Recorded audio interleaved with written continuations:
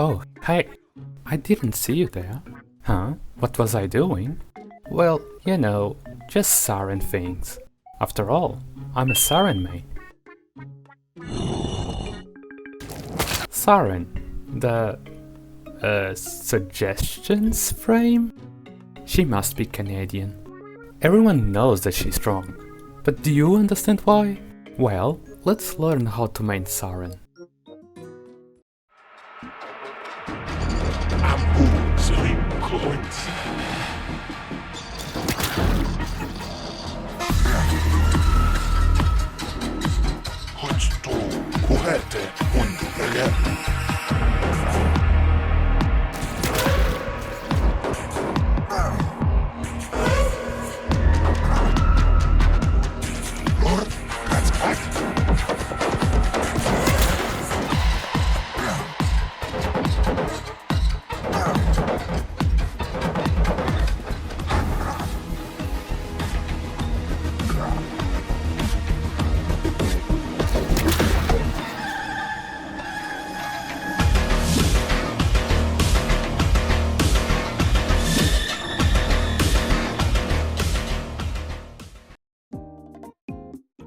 For starters, her passive.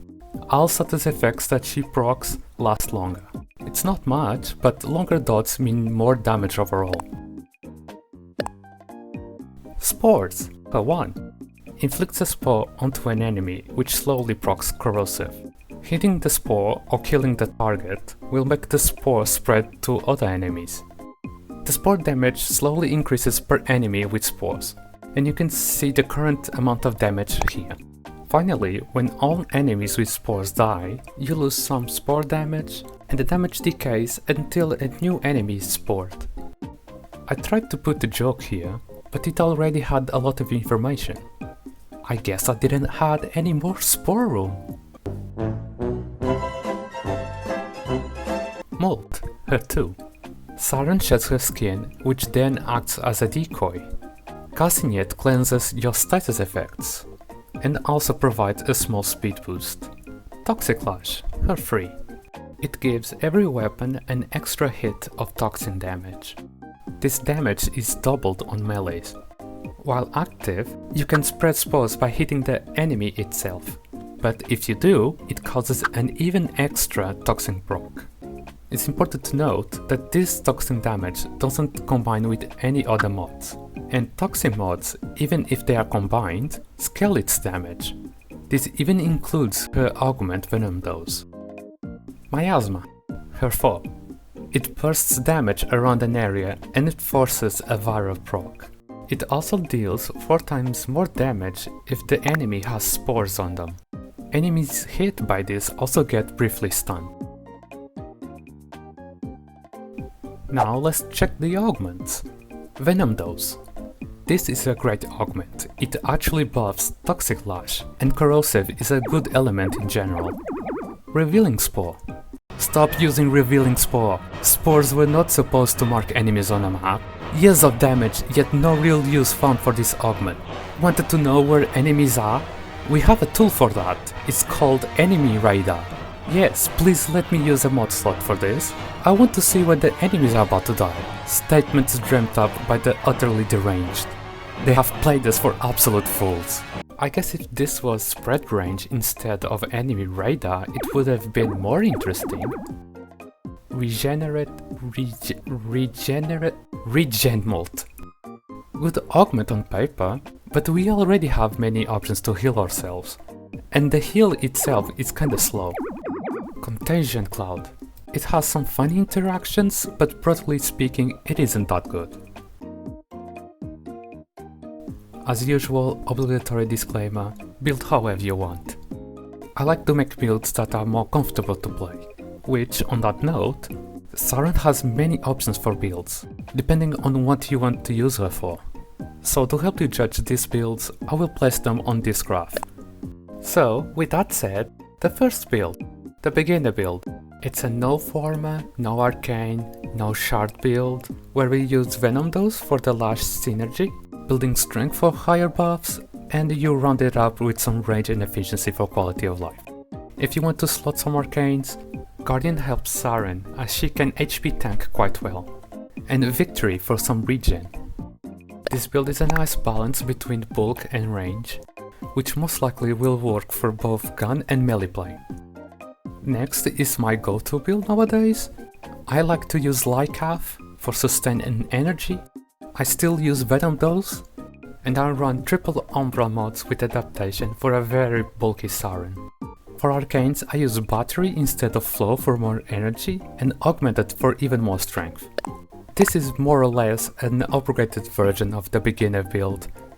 It's built mostly for easy sustain and mainly for melee play. If you want a full-on melee build, you can try the Warcry one.